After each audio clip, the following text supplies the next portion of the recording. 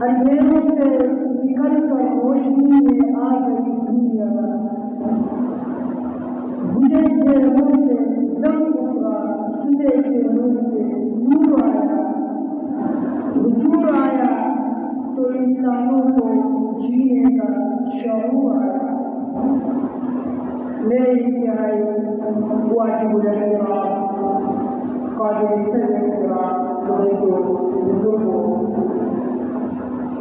اسلامی سال کا تیسرا مہینہ جسے ربیع الاول کہا جاتا ہے، آج تقریباً ربیع الاول کی 24 تاریخ۔ ربیع کا در حقیقت معنی ہوتا ہے عربی زبان کا لفظ، اس کا معنی ہے بہار۔ ربیع الاول یعنی پہلا موسم بہار۔ یہ موسم بہار یہ دو زمانوں پر مشتمل ہوتا ہے۔ ایک وہ زمانہ جس میں عام طور پر پھل اور کلیاں چھٹتے ہیں پودوں کی اور درختوں کی، اور دوسرا زمانہ وہ ہوتا ہے جس میں یہ پھل پک جاتا ہے۔ تو پہلے کو ربیع الاول یعنی پہلا موسم بہار، اور دوسرے کو ربیع الثانی یعنی دوسرا موسم بہار کہا جاتا ہے۔ عام طور پر علماء نے لکھا اس مہینوں کا نام اس لیے رکھا گیا جب یہ مہینے آئے تھے اس وقت بہار کا موسم تھا، اور اسی بہار کے موسم میں ایک اور بہار آئی جس سے وجہ کائنات معطر اور روشن ہوئے، اس میں فخر موجودات، آمنہ کے لخت جگر، شافی محشر محمد مصطفیٰ احمد مجتبیٰ، مکہ کے در یتیم رحمت للعالمین خاتم النبیین صلی اللہ علیہ وسلم اسی مہینے میں بہار بن کر آئے اور پورا دنیا کو معطر بہار میں روشن کر دیا۔ ویسے آقائے نامدار صلی اللہ علیہ وسلم کا تذکرہ کسی دن، کسی مہینے، کسی زمانہ، کسی دن کے ساتھ خاص نہیں ہے۔ سارا جہاں آقائے نامدار صلی اللہ علیہ وسلم کا ہے، ہر زمانہ آپ کا ہے اور آپ کا تذکرہ کیا جائے، لیکن ربیع الاول جب آتا ہے تو آقا نامدار صلی اللہ علیہ وسلم کا تذکرہ اور زیادہ کیا جاتا ہے۔ یہ تذکرہ کرنا باعث رحمت اور باعث ثواب ہے۔ ویسے دنیا میں دیکھتے ہیں ہم کوئی نمایاں ہستی یا کوئی بڑا شخص آتا ہے جو لوگوں کے نظر میں وہ قابل تعریف ہوتا ہے، لوگ اس کی جا بجا متعدد مقامات پر تعریف کرتے رہتے ہیں۔ ایک وقت ہوتا ہے جب وہ چلا جاتا ہے، اس کی یادیں وہ دلوں میں رہ جاتی ہیں، آہستہ آہستہ دلوں سے کی وہ یادیں ختم ہو جاتی ہیں اور اس کا نام لیوا بھی نہیں ہوتا ہے۔ لیکن سرور کائنات صلی اللہ علیہ وسلم جب دنیا میں آئے تو دنیا کے سارے عالم میں آپ کی تذکرے، آپ کی مدح و ثنا کی گئی، لیکن تھوڑے عرصے میں آپ علیہ السلام نے ایک عظیم الشان انقلاب برپا کیا۔ تھوڑے عرصے میں آپ نے ایسی تعریف کی، ایسے لوگوں نے آپ کی مدح و ثنا کی کہ جس میں شاعر کہتے ہیں بعد از گزر کوئی قصہ مختصر۔ آپ صلی اللہ یہ ربیع الاول کا مہینہ یہ اس مقام کی وجہ سے فضیلت اور فوقیت رکھتا ہے دیگر مہینوں کی بنسبت۔ اس میں آپ علیہ السلام خاتم النبیین بن کر اس دنیا میں جلوہ افروز ہوئے، اور اس مہینے کا یہ ایسا مقام اور شرف کسی اور مہینے کو حاصل نہیں ہے، لیکن اس کا یہ مطلب نہیں ہے کہ اس مہینے میں آپ صلی اللہ علیہ وسلم کی ولادت ہوئی، لیکن کوئی عمل ثابت احادیث میں متعین طور پر کوئی عمل ثابت نہیں۔ ربیع الاول کا مہینہ جب آتا ہے تو ہمیں یہ سبق دیتا ہے کہ ہماری زندگی آپ صلی اللہ علیہ وسلم کے مطابق زندگی گزارے، اور آپ صلی اللہ علیہ وسلم کی زندگی یہ ہم میں سے ہر ایک کے مسلمان کے لیے نمونہ آئیڈل اور مثال ہے۔ یہ قرآن کریم میں اللہ رب العزت فرماتے ہیں لقد كان لكم في رسول الله اسوة حسنة، یقیناً تم میں سے ہر ایک شخص کے لیے آپ صلی اللہ علیہ وسلم کی زندگی یہ نمونہ آئیڈل اور مثال ہے۔ ہم میں سے ہر شخص پر یہ لازم ہے کہ ہم آپ صلی اللہ علیہ وسلم کے زندگی کے مطابق اپنی زندگی گزاریں۔ تم میں سے جو بھی شخص جو محبت رسول کا دعویدار ہے اس پر لازم ہے کہ آپ صلی اللہ علیہ وسلم پہ جان اور مال اور اس کا عزت اور احترام کا کامل درجہ ہو، اور اس شخص پر یہ لازم بھی ہے کہ آپ صلی اللہ علیہ وسلم کے لیے مال اور جان قربان کرنے کا جذبہ ہو، اور اس شخص کے لیے یہ بھی لازم ہے کہ آپ صلی اللہ علیہ وسلم کے لیے سنتوں کو اپنانے کا جذبہ ہو، اور اس شخص پر یہ بھی لازم ہے کہ آپ صلی اللہ علیہ وسلم کی سیرت کے مطابق اپنے زندگی گزارنے کا جذبہ موجود ہو۔ افسوس کی بات ہے آج ہم آپ صلی اللہ علیہ وسلم سے زبانی طور پر محبت اور الفت کا دعویٰ بھی کرتے ہیں، اور زبانی یہ نعرہ بھی لگاتے ہیں کہ ہم عاشق رسول ہیں، ہم محب رسول ہیں، کیا ہمارے اندر آپ صلی اللہ علیہ وسلم کا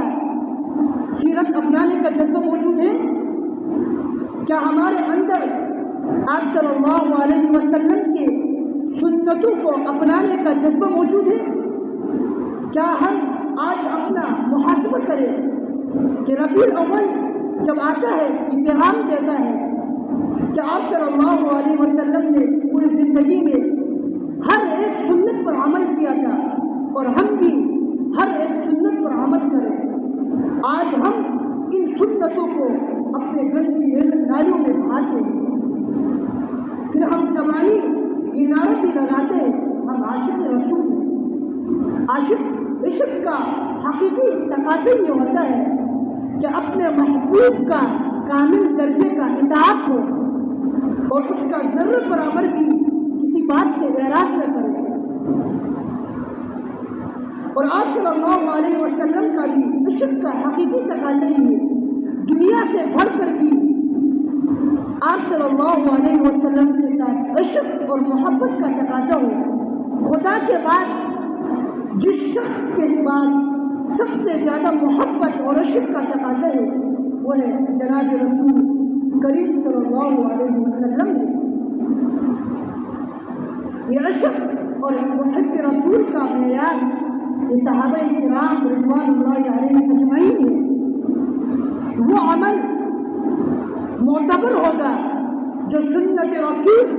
اور صحابہ کرام رضوان اللہ علیہم اجمعین کے مطابق ہو، اور وہ جو عشق کے محبت اور عاشق رسول کے، اور وہ عمل معتبر نہیں ہوگا جو صحابہ کرام رضوان اللہ علیہم اجمعین اور خلفائے راشدین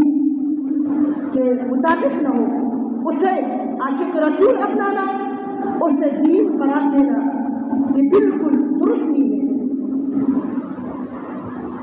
صحابہ کرام رضوان اللہ علیہ اجمعین وہ تھے جو آپ صلی اللہ علیہ وسلم کے ہر سنتوں کو اپنانے کا ایسے جذبہ موجود تھا کہ قرآن کریم میں انہیں یہ اعزاز سے نوازا رضی اللہ عنہ ورضوا، کہیں فرمایا اولئک هم المفلحون اور کہیں فرمایا اولئک هم الفائزون۔ یہ اس لیے بشارت دی آپ کو اللہ تبارک و تعالی نے کہ وہ دنیا میں انہوں نے آپ صلی اللہ علیہ وسلم کے ہر سنتوں کو اپنانا اور اس کے مطابق زندگی گزارا، اور صحابہ کرام رضوان اللہ علیہ اجمعین نے آپ صلی اللہ علیہ وسلم کا ہر ایک کے ساتھ عشق اور محبت کا انداز الگ الگ تھا۔ احادیث میں حضرت انس رضی اللہ تعالی عنہ سے روایت ہے، وہ فرماتے ہیں کہ آپ صلی اللہ علیہ وسلم کا ارشاد ہے لا يؤمن احدكم حتى اكون احب اليه من والده وولده والناس اجمعین۔ تم میں سے کوئی شخص اس وقت تک کامل مومن نہیں ہو سکتا جو اپنے اولاد اور اپنے والدین سے بڑھ کر مجھے محبوب نہ مانے۔ یہ کون کہہ رہے ہیں؟ شافع محشر حضرت محمد صلی اللہ علیہ وسلم کا احادیث مبارکہ ہے۔ اسی حدیث کا عملی ثبوت صحابہ کرام رضوان اللہ علیہم اجمعین نے اسی دنیا میں پیش کر دکھایا کہ جب آپ صلی اللہ علیہ وسلم کا وصال کا اعلان ہوا تو ان میں سے حضرت عمر رضی اللہ تعالی عنہ کے بارے میں آتا ہے وقتی طور پر انہوں نے اسی صدمے کی وجہ سے اسی کا آپ صلی اللہ علیہ وسلم کا وصال کا ہی انکار کر دیا، اور حضرت عثمان بن عفان رضی اللہ تعالی عنہ کے بارے میں آتا ہے کہ ان کو ایسے صدمہ پہنچا کہ وہ کسی کو سلام کا جواب تک نہیں دیتے تھے۔ یہ تھے عاشق رسول اور محب رسول، اور بعض صحابہ نے جب یہ اعلان سنا تو مدینہ منورہ چھوڑ کر چلے گئے، عراق چلے گئے، کہا جس جگہ ہمارے محبوب لیے وہاں رہنا ہمارے لیے ہوئی، جہاں تک کہ عام صحابہ کا جو روشن دل تھا وہ تاریخ بن گیا۔ یہ تھے صحابہ کرام رضوان اللہ علیہم اجمعین جو حقیقی معنوں میں عاشق رسول اور محب رسول تھے۔ اسی میں ایک صحابی کرام حضرت عبداللہ بن رب جو صاحب اذان کیے، جنہوں نے سب سے پہلے اذان کی، جب ان کو آپ صلی اللہ علیہ وسلم کا مثال کا اطلاع ملی، ان کے بیٹے نے آواز دی، وہ ایک باغ میں کام کر رہے تھے کہ جب انہوں نے یہ اعلان کی اس وقت اپنے دونوں ہاتھوں کو آنکھوں پر رکھا اور فرمایا کہ جس یہ آنکھوں نے اس دنیا میں آپ صلی اللہ علیہ وسلم کو دیکھا، اب وہ اس دنیا میں نہیں رہے، اے میرے مولا میرے آنکھوں کی بینائی چھین دی گئی۔ یہ دعا جیسے ہی کرنے کی دعا ختم ہوتی ان کی بینائی چلی گئی۔ یہ تھے عاشق رسول اور محب رسول جنہوں نے اس دنیا میں آپ صلی اللہ علیہ وسلم کے عشق اور محبت کا عملی ثبوت پیش کیا۔ ایک اور واقعہ اکثر علماء کرام نقل کرتے ہیں، ایک مرتبہ آپ صلی اللہ علیہ وسلم نے اپنے جسم مبارک سے خون نکالا۔ پہلے زمانے میں یہ سنگی لگا کر خون نکالا جاتا تھا۔ جب ان کو خون نکالا تو ایک صحابی کرام رضوان اللہ علیہ کو یہ خون کا پیالہ دیا، یہ پوشیدہ جگہ پر خون کو گرا دو۔ انہوں نے جا کر اسی خون کو پی لیا، کہا کہ مجھ سے زیادہ کوئی پاک ہوئی، آپ کا مقدس خون مجھ سے کوئی زیادہ پوشیدہ جگہ ہے۔ یہ تھے صحابہ کرام رضوان اللہ علیہ اجمعین نے اسی دنیا میں عملی ثبوت پیش کیا۔ اور حضرت حذیفہ بن یمان رضی اللہ تعالیٰ عنہ کے بارے میں آتا ہے کہ کیسے صحابہ کرام رضوان اللہ علیہ اجمعین نے ایک ایک سنتوں کو زندہ کرنے کا جیسے جذبہ موجود تھا۔ حذیفہ بن یمان رضی اللہ تعالیٰ عنہ وہ صحابی ہے جو فاتح مصر ہے اور فاتح عراق ہے۔ جب ان کو بلایا گیا کسی شاہی محل میں کسی دعوت کے لیے، ان کو دعوت دی، دیگر صحابہ کرام رضوان اللہ علیہ اجمعین بھی ان کے ساتھ بیٹھے ہوئے تھے۔ ان کو جب کھانا پیش کیا گیا، جب کھانا کھا رہے تھے تو ان کا لقمہ زمین پر گرا، اور احادیث سے جب کوئی لقمہ زمین پر گر جائے تو اس کو صاف کر کھا لینا چاہیے، کیونکہ یہ معلوم ہی ہے جس اسی لقمے میں یہ برکت ہو۔ اور جب حذیفہ بن یمان رضی اللہ تعالیٰ عنہ نے اسی لقمے کو صاف کر کے اٹھا کر کھا لیا تو پاس میں جو شخص موجود تھا اس نے یہ گولی ماری کہ آپ یہ کیا کر رہے ہیں، کہ ہم شاہی محل اور شاہی خاندان میں بیٹھے ہوئے کہ لوگ ہمیں کیا سمجھیں گے اور مسلمانوں کی کیسے کیسے حسن شکری کریں گے۔ لہٰذا حذیفہ بن یمان رضی اللہ تعالیٰ عنہ کو یہ قول آبی ذر اور سونے کے ذکر کے مترادف ہے کہ انہوں نے کہا کہ میں ان بیوقوفوں اور ان احمقوں کی وجہ سے میں آپ صلی اللہ علیہ وسلم کی سنتوں کو چھوڑوں گا۔ یہ تھے صحابہ کرام رضوان اللہ علیہ اجمعین نے اسی دنیا میں عملی ثبوت اور آپ صلی اللہ علیہ وسلم کی سنتوں کو اپنانے کا جذبہ موجود تھا۔ یہ تھے جنہوں نے آپ صلی اللہ علیہ وسلم کا پر اپنے جان قربان کر دیتے تھے، یہ تھے اصل میں عاشق رسول اور محب رسول۔ آج ہم زبانی طور پر یہ دعویٰ کرتے ہیں، کیا ہم آج محاسبہ کریں کہ ہم اپنا دن کتنے سنتوں کے مطابق گزارتے ہیں؟ کیا ہمارا اٹھنا بیٹھنا کھانا پینا کیا ہمارے آپ صلی اللہ علیہ وسلم کے سنتوں کے مطابق ہے؟ آج ہم محاسبہ کریں۔ یہ ربیع الاول یہ پیغام دیتا ہے کہ ہم میں سے ہر ایک آپ صلی اللہ علیہ وسلم کے سنتوں کو اپنانے کا جذبہ موجود ہو۔ ایک اور صحابی ہے جنہوں نے آپ صلی اللہ علیہ وسلم سے ایسے الگ الگ ایسے انوکھی اظہار محبت پیش کی۔ واقعہ لکھا جب آپ صلی اللہ علیہ وسلم کا وصال کا انتقال قریب ہو رہا تھا اور آپ صلی اللہ علیہ وسلم نے حضرت بلال رضی اللہ تعالی عنہ کو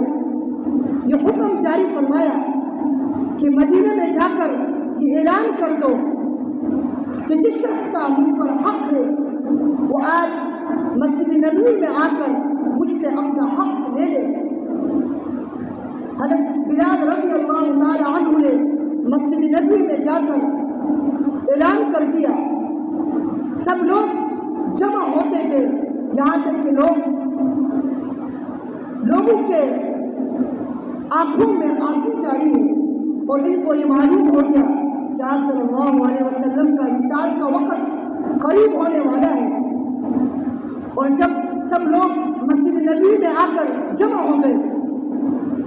تو آپ صلی اللہ علیہ وسلم اپنے حجر مبارک سے نکلے کہ آپ کو اس قدر تیز بخار تھا کہ آپ کا چہرہ مبارک سرخ ہو چکا تھا، اور آپ صلی اللہ علیہ وسلم نے یہ ارشاد فرمایا، اے میرے بھائیوں، کہ تم میں سے جس کا بھی مجھ پر اپنا حق ہے وہ آج اپنا حق مجھ سے لے لے۔ انہی مجمع میں سے ایک صحابی کھڑے ہوئے اور روایتوں میں ان کا نام عکاشہ رضی اللہ تعالی عنہ آتا ہے کہ انہوں نے کہا کہ اے حضور، آپ پر میرا حق ہے۔ برابر میں حضرت عمر رضی اللہ تعالی عنہ کھڑے ہوئے اور فرمایا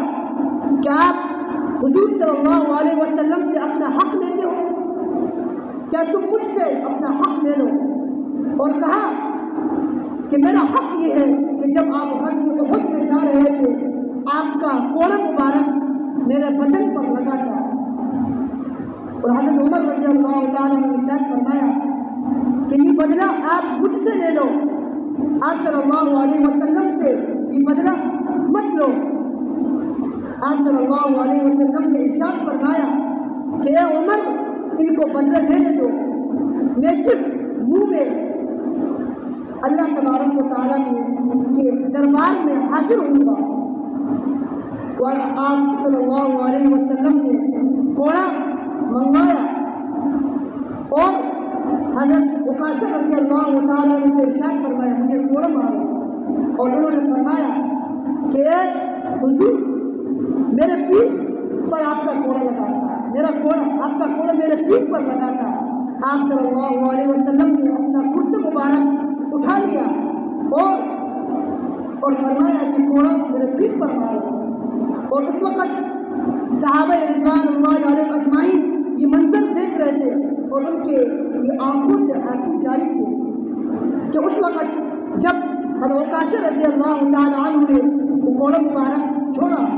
اور آپ کے مہر نبوت پر بوسہ کیا اور کہا کہ مجھے